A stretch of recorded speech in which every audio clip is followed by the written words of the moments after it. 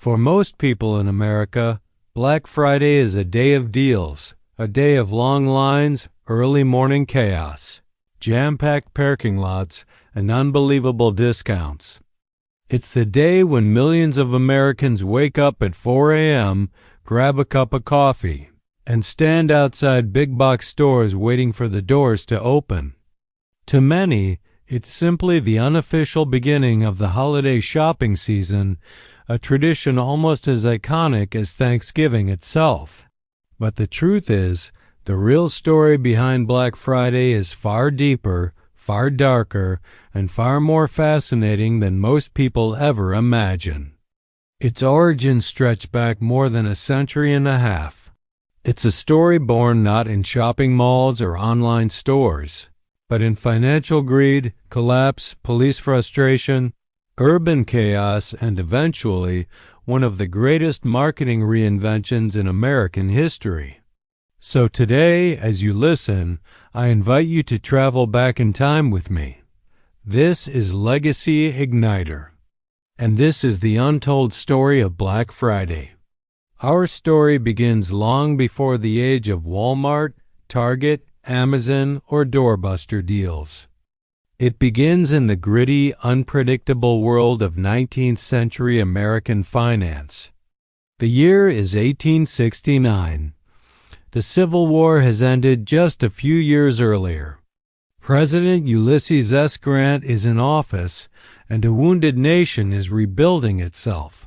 But underneath the surface of recovery, opportunity. To some, this opportunity meant progress, industry, and expansion. To others, men with enormous ambition and almost no moral compass, this opportunity meant one thing: profit. Jay Gould and James Fisk were two of those men. Powerful, cunning, and bold, they were no strangers to manipulating markets for their own gain. And they had their eyes set on something massive: the entire national supply of gold. Their plan was simple but dangerous. Buy up as much gold as possible, drive the price up artificially, and then sell it at the peak for unimaginable profit. As their scheme unfolded, the price of gold soared. Panic spread. Businesses struggled. Farmers were crushed under rising costs. The market trembled. But then, President Grant caught wind of what was happening. Concerned that the manipulation would destabilize the nation, he ordered the U.S. Treasury to release large amounts of gold into the market. In an instant, everything collapsed. The price of gold fell off a cliff. Speculators were ruined. Businesses went bankrupt. The stock market cracked under the pressure. The ripple effects were devastating. Newspapers described the chaos, the panic, and the losses with one phrase: Black Friday. This was the first Black Friday, a day of financial destruction, not shopping. A day remembered for greed and collapse, not for discounts or doorbusters. But this was only the beginning of the name's journey. A different Black Friday, the one we know today, was yet to be born. Now we fast forward to the early 1950s.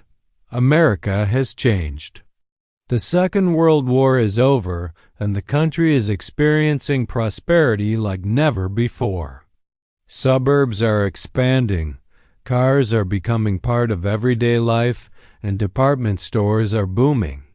Shopping is no longer a luxury, it's becoming a part of American culture. But in one city, Philadelphia, something unique was happening every Thanksgiving weekend. Every year, on the Saturday after Thanksgiving, the legendary Army-Navy football game was held in Philadelphia. It was a massive event. Tens of thousands of fans traveled from all over the country to attend. Hotels were packed, restaurants were full, and stores were bursting with customers. The day before the game, the Friday after Thanksgiving, was absolute chaos in the city. Streets were overcrowded. Traffic was gridlocked. Sidewalks were jammed with people, and stores overflowed with shoppers and visitors. For Philadelphia police officers, this day was a nightmare.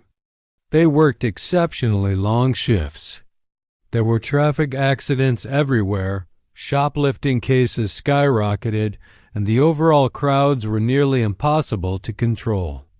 Officers hated this day so much that they gave it a name, Black Friday.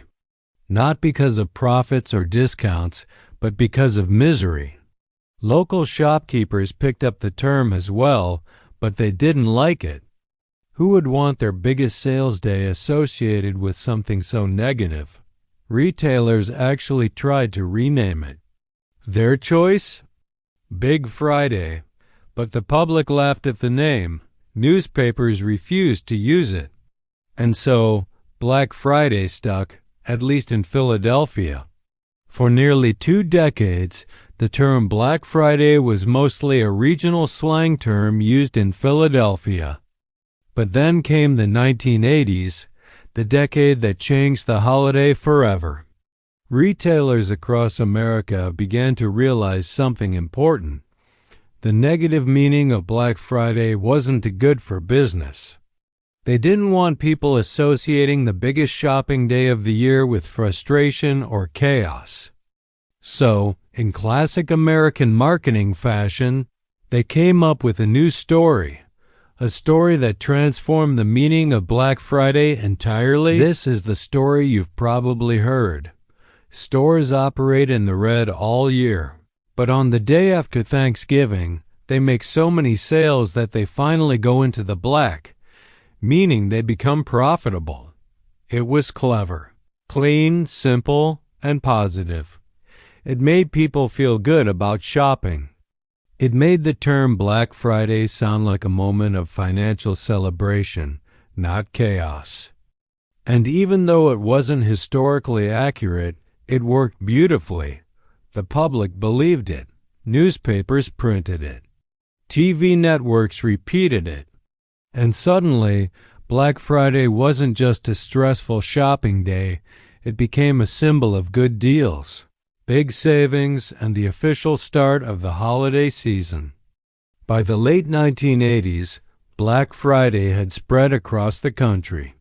And by the 1990s, it exploded into a full-blown national tradition. Retailers began offering massive discounts, limited-time deals, and doorbuster promotions where the first customers received unbelievably low prices. Stores opened earlier and earlier, first at 6 a.m., then 5 a.m., then 4 a.m., eventually. Some stores opened right at midnight. Parking lots filled up hours before sunrise. People brought sleeping bags, folding chairs, tents, blankets, portable heaters. Entire families camped outside stores just to get the best deals. Black Friday became more than a shopping day. It became a cultural event, a ritual, a yearly adventure that brought people together. Friends made plans to hit stores together. Families turned it into a bonding activity. People compared deals like sports fans debate teams. And the adrenaline rush, the excitement of grabbing the last discounted TV or securing a limited-time offer, became part of the experience. But with this excitement came chaos. There were stories, sometimes tragic, of people rushing through entrances when doors opened, causing dangerous stampedes. There were fistfights over discounted electronics. Videos of massive crowds went viral. Black Friday became known for both its unbelievable deals and its unbelievable madness. And yet, Americans kept showing up because the thrill was part of the tradition. Then came the next evolution, the Internet. In the early 2000s, online shopping was beginning to take off. Amazon was becoming a household name. And retailers realized something huge. Black Friday didn't have to stay inside stores. People didn't have to stand in line anymore. They could shop right from their homes. And so, in 2005, a new holiday was born, Cyber Monday, a day dedicated entirely to online deals. It was perfect for the growing digital age. Soon, Black Friday and Cyber Monday blended together into an entire weekend of sales. Then it became a full week. Then an entire month. Now, retailers offer Black Friday deals long before the actual Friday even arrives. Early access sales, preview deals, month-long discounts, and online retailers run promotions at all hours of the day and night. What started as a single chaotic Friday has evolved into one of the world's longest and biggest shopping seasons. But here is the most important truth about Black Friday, a truth most people never really think about. Black Friday, at its core, is not just about shopping. It's not just about sales. It's not even about deals. Black Friday is a reflection of American culture. It shows how a country can take something negative and reinvent it. How a society can take a chaotic moment and turn it into a celebration. How marketing can reshape history. And how tradition can grow from the most unexpected places.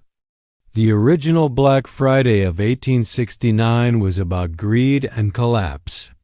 The Black Friday of 1950s Philadelphia was about police misery and urban chaos. But today's Black Friday is a symbol of joy, excitement, anticipation, and celebration. Only America could take a dark, gloomy phrase and turn it into a day that millions look forward to every year. Black Friday is the beginning of the holiday spirit. It's the moment when Christmas lights go up, when families start decorating their homes, when shopping malls fill with music and warmth. It's the moment when people begin thinking about gifts, gratitude, and the joy of giving. And beyond all the discounts and deals, it's the emotional symbolism that keeps the tradition alive. Black Friday has become part of America's identity. A day that blends history, marketing, culture, and tradition into one powerful event, an event that continues to evolve, grow, and ignite excitement every single year. And that evolution, that transformation, is what makes the story so powerful. A journey from financial collapse to police frustration, to marketing brilliance, to cultural celebration. That is the legacy of Black Friday. And as you finish listening to this, remember, every tradition has a story. Every ritual has roots. And some of the most familiar parts of our lives began in ways we never expected. Black Friday is more than a day of shopping. It's a reflection of how stories shape society, how history evolves into culture, and how culture becomes tradition. This is Legacy Igniter. And this is the untold story behind one of America's biggest yearly events. Thank you for listening, and may your own personal legacy always burn bright.